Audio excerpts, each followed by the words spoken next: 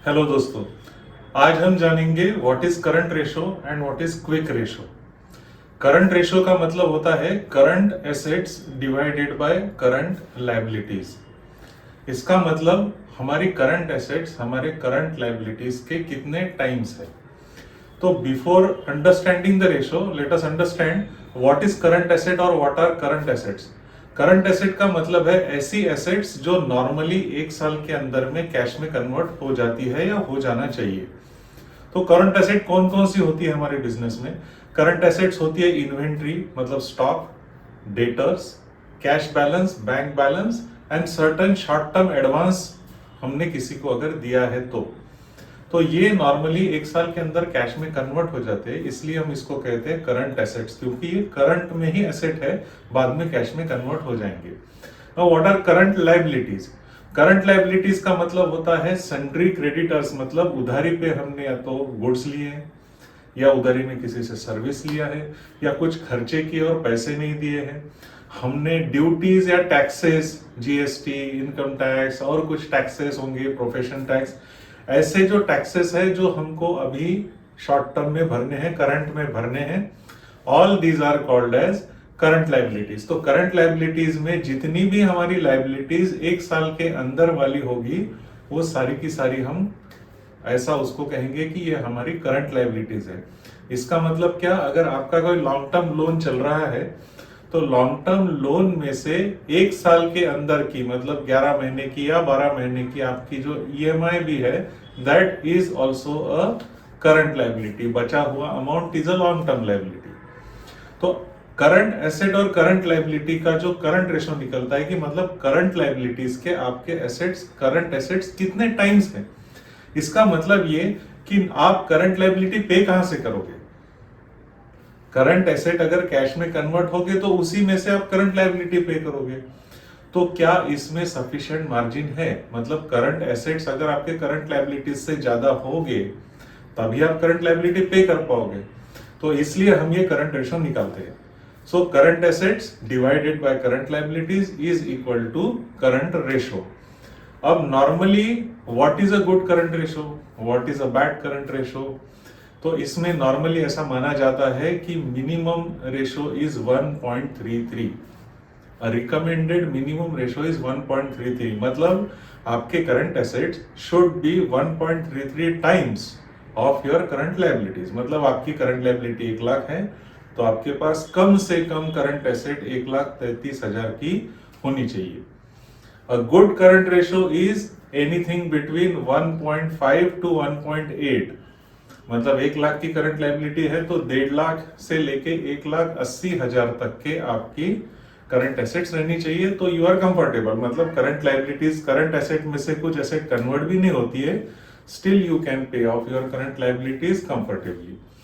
Ideal current ratio is 2:1, मतलब आपके पास 1 लाख की करंट लायबिलिटी है और 2 लाख के करंट एसेट्स है तो it is an ideal current ratio, मतलब आप कंफर्टेबली करंट लायबिलिटीज का पेमेंट कर सकते हो। अब क्या 2:1 इससे ज्यादा अगर हमारा करंट एसेट या करंट रेशो है तो इज इट गुड। तो एक फंडामेंटल फाइनेंशियल मैनेजमेंट में प्रिंसिपल होता है less is bad but too much is worst.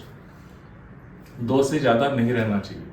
अब 2 से ज्यादा क्यों नहीं रहना चाहिए, मतलब क्या है कि करंट लायबिलिटीज आप, अगर आपके पास एसेट बहुत ज्यादा है और करंट लायबिलिटी कम है तो इसका मतलब एसेट आपके पास ज्यादा दिन पड़ी हुई है। तो क्या करंट एसेट ज्यादा दिन हमारे पास पड़ी हुई अच्छे हैं, मतलब स्टॉक हमारे पास काफी दिन से 1 साल से है, इज इट गुड। क्या हमारे डेटर्स 1 साल से पैसे नहीं दे रहे, इज इट गुड।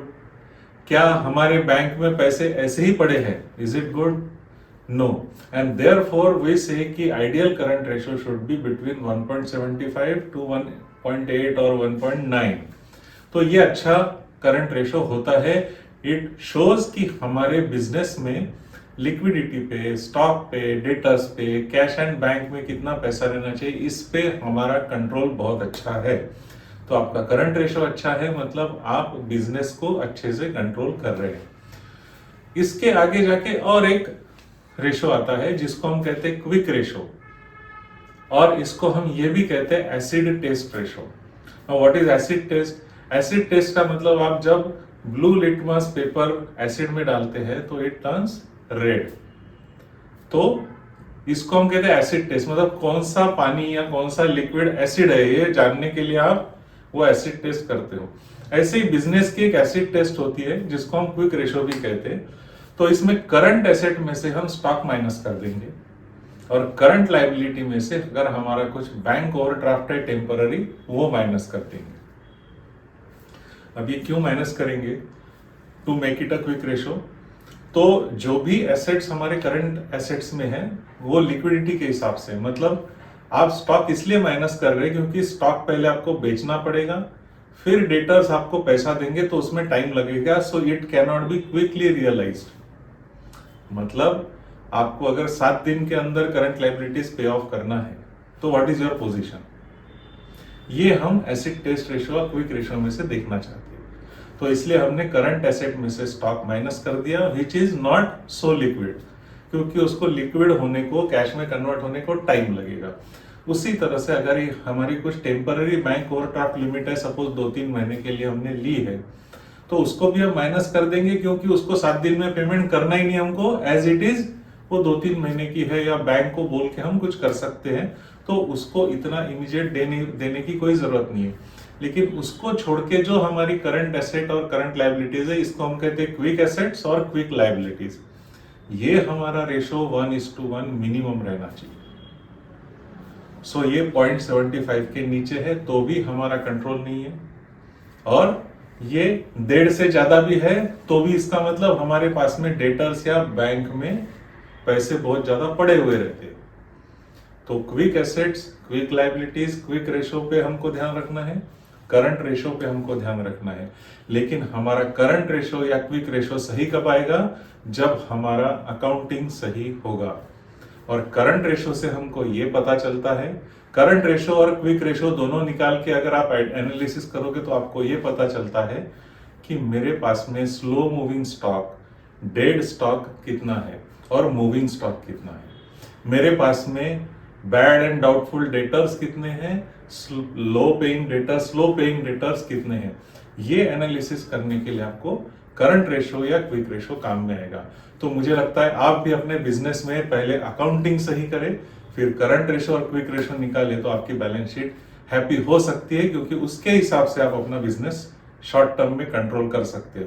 सो आपको अगर लॉन्ग टर्म में करंट रेशो मेंटेन करेंगे आप, तो आपका बिजनेस भी लॉन्ग टर्म में हैप्पी होगा। Wish you a very happy balance sheet.